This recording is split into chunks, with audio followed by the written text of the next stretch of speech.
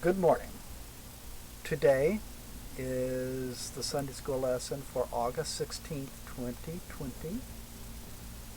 I'm calling this Joseph the Dreamer Losing It Again. I'm taking you through the life of Joseph. The lectionary is going on to other stories. Life goes on after you get kicked off the island. But just because life goes on, that does not mean that life is fabulous. The lectionary skips on ahead. Last Sunday, as you can see in this picture, Joseph got sold into slavery by jealous siblings. And this week, the lectionary is already at the happy ending. Well, we're going to go through the rest of the story. The lectionary readings for today are Genesis 45, 1 through 15, Psalm 67, Psalm 133, Isaiah 56, 1 and 6 through 8, Matthew 15, 10 through 28, Romans 11, 1 and 2, and 29 through 32. I feel the story of Joseph the Dreamer is important. It's important for many reasons, and it's important enough to take slowly and just read through the whole thing. I suggest that you read it yourself. And then you don't need me anymore. But I'm going to go through the whole story.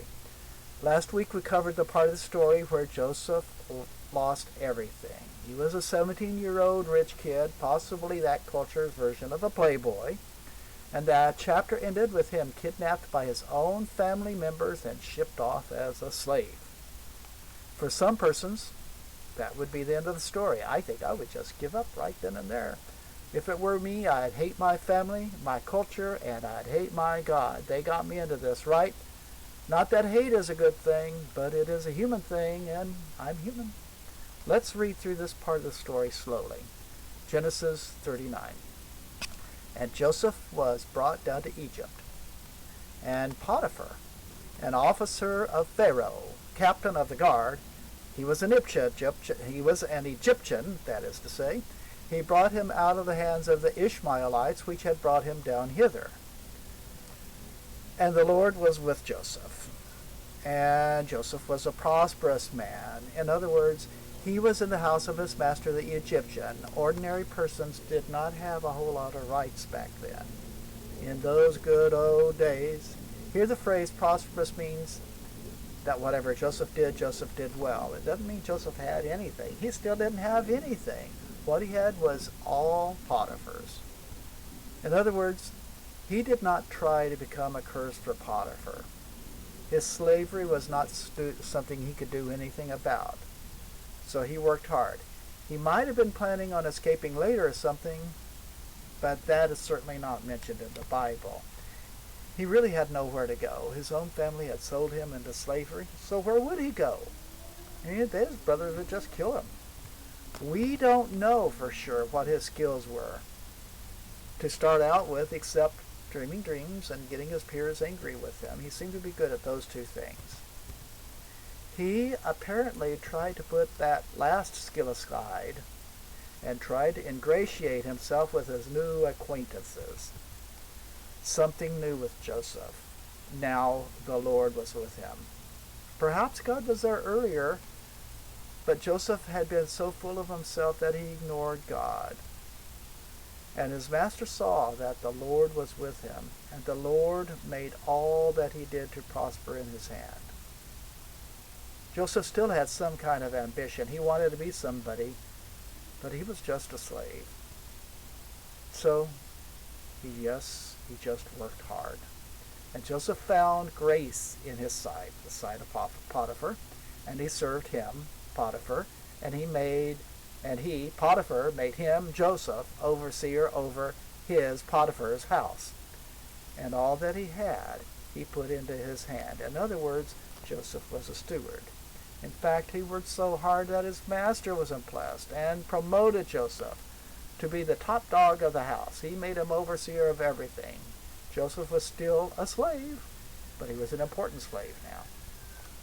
Potiphar was a military man, and I'm sure he had military things to do, but he would have had some kind of family business going on, raising grain and livestock, and possibly running industries. I don't think that officers got much of a salary. They had to provide for their own meals and their own wealth. It was not a culture also that encouraged mom and pop industries. The moms and pops were integrated into large units, and well, there just was not a lot of independence going on. And it came to pass, from the time that he made him overseer in his house and over all that he had, that the Lord blessed the Egyptian's house for Joseph's sake. And the blessing of the Lord was upon all that he had in the house and all that he had in the field. So the plantations prospered, all the grains, all the cattle. Everything got better for Potiphar when he let Joseph be in charge. And he left all that he had in Joseph's hand. And he knew not aught that he had, save the bread which he did eat. Joseph was a goodly person and well favored. So Potiphar trusted Joseph. And the modern language for "and Joseph was a goodly person and well favored" is, well, Joseph was good looking and he was sexy, which caused problems. And it came to pass after these things that his master's wife cast her eyes upon Joseph and said, "Ooh, look at that good looking sexy man." And she said, "Lie with me." But he refused and said unto his master's wife, "Behold, my master wotteth not what is with me in the house, and he hath committed all that he hath into my hand. There is none greater in this house than I. Neither hath he kept back anything from me but thee, because thou art his wife. How then can I do this great wickedness and sin against God?" So the boss's wife took a liking to Joseph. She wanted him. We don't really know if she did this to all the good-looking guys in the house. But Joseph did not feel particularly special, and he did not go along with it. And it came to pass, as she spake to Joseph day by day, so this didn't happen just once, that he hearkened not unto her, to lie with her, or to lie by her, or to be with her. This is a kind of thing that the Me Too movement is now trying to stop. It just is not right to try to have sex with someone who has less power than you do. One day when she got him alone in the house, it came to pass about this time that Joseph went into the house to do his business. He was the clerk after all, and there were none of the men in the house there within. And she caught him by his garment, saying, "Lie with me." And he left his garment in her hand and fled and got him out. You know, I've seen pictures of those Egyptian people. You know, they just wore like a loincloth, like a gladiator kilt. And he finished the scene with even less. And it came to pass, when she saw that he had left his garment in her hand and was fled forth, he got out of there. She called unto the men of her house and spake unto them, saying, "See, he hath brought an Hebrew unto us to mock us. And he came into me and lied with me, and I cried with a loud voice." So what she's really trying to do is get revenge. It shows that the master has all life and death power over the slaves, and to the wife, Joseph was never a person. He was just an object. She had not wanted Joseph. She just wanted his body. And he's right, a fate worse than death. And it came to pass, when he heard, that I lifted up my voice and cried, that he left his garment with me and fled and got him out. And she laid his garment by her until his Lord came home. And she spake unto him according to these words, saying, "Oh, this Hebrew servant which thou hast brought unto us came into me to mock me. And it came to pass, as I lifted up my voice and cried, that he left his garment with me and fled out. And it came to pass, when the master heard the words of his wife, which she spake unto him, saying, After this manner did thy servant do unto me, that his wrath was kindled." Now, here's something. The Bible doesn't say what Potiphar was mad at, just that he was mad. So, here's what I think some of Potiphar's issues were. 1. He had finally gotten someone he could trust to take care of all the things that he did not want to do. 2. He wasn't a stupid man. He knew his wife and he knew her issues. 3. If Joseph had not been so prissy, perhaps his wife would have just gotten tired of him and Potiphar could have ignored her issues. After a few years in prison, maybe he could get his steward back and start prospering again. After all, money talks, right? And Joseph's master took him and put him into the prison, a place where the king's prisoners were bound, and he was there in the prison. So, Joseph is back to nothing. Potiphar did not have his own prison. Joseph got put in jail with the king's prisoners, and we don't hear from Potiphar again or his wife. We don't know if they ever got their issues worked out, but people are people. We'll never know on this plane. But the Lord was with Joseph and showed him mercy and gave him favor in the sight of the keeper of the prison.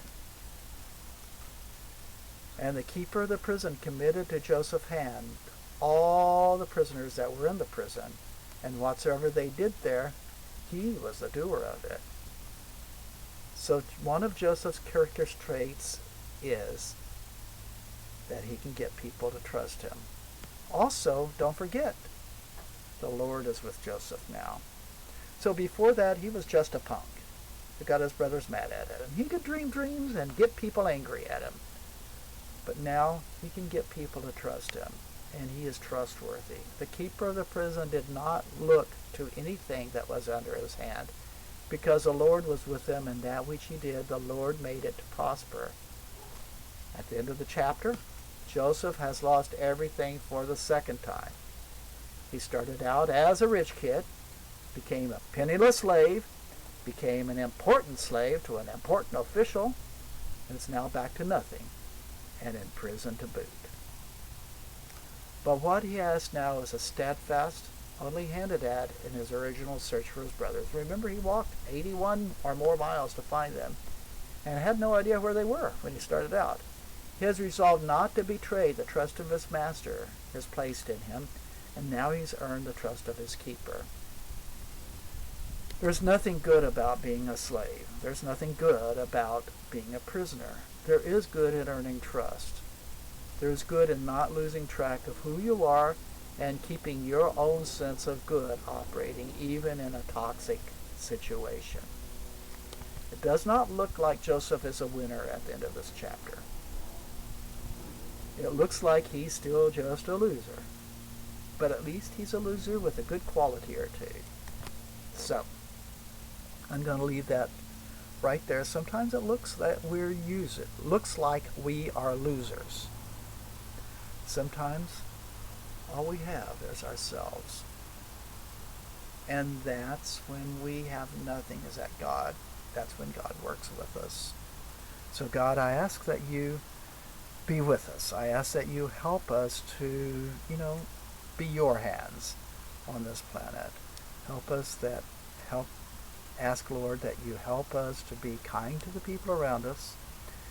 I ask that they be kind to us.